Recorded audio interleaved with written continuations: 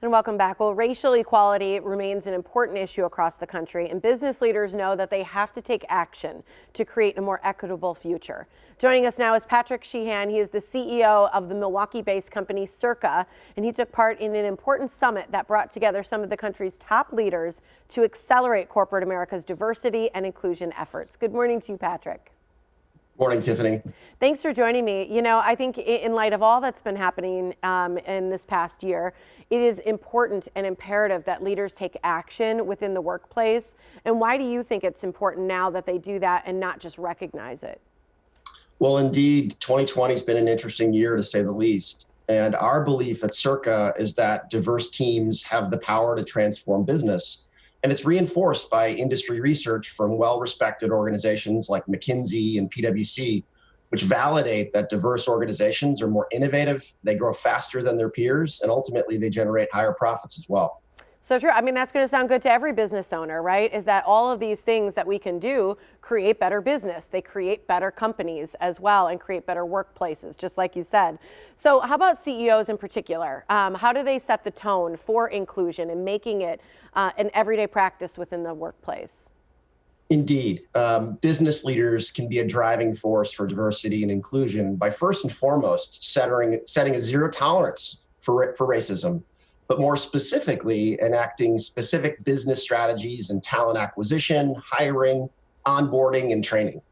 Sharing workforce metrics transparently, both internally and externally, and acknowledging where you need to do better, and then taking action to address it. Well, that's a good point, Patrick. You talk about sharing metrics. How else do you think companies need to share and work together? Because it seems like this is not an individual opportunity. It seems like this is an opportunity for all of us to come together, and especially companies to do that too. Clearly, the past year, Tiffany's enabled a healing process for many. It's important that we gather and have conversations about inclusion because it's my belief that sharing, learning from your peers, and then taking those learnings back to your organizations demonstrates real progress to enact change.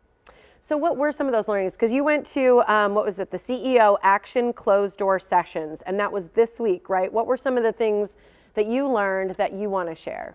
Indeed, it was yesterday, and an important learning from the summit was reinforcement of our mission that diversity, equity, and inclusion it's no longer a program or an initiative for businesses large and small.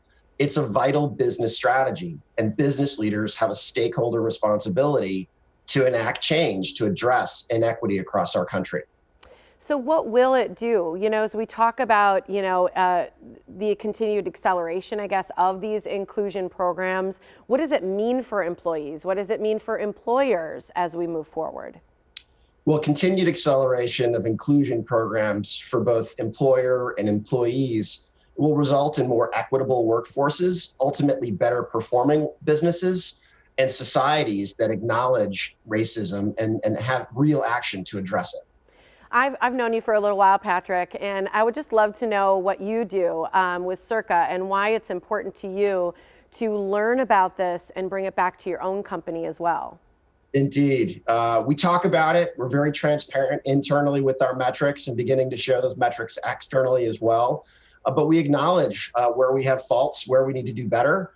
And then ultimately, given our mission to help diverse teams grow and transform business, that's what we're about in terms of product development and our go-to-market strategy. So we try to do better internally, as well as commercialize the things that we're doing internally for our customers.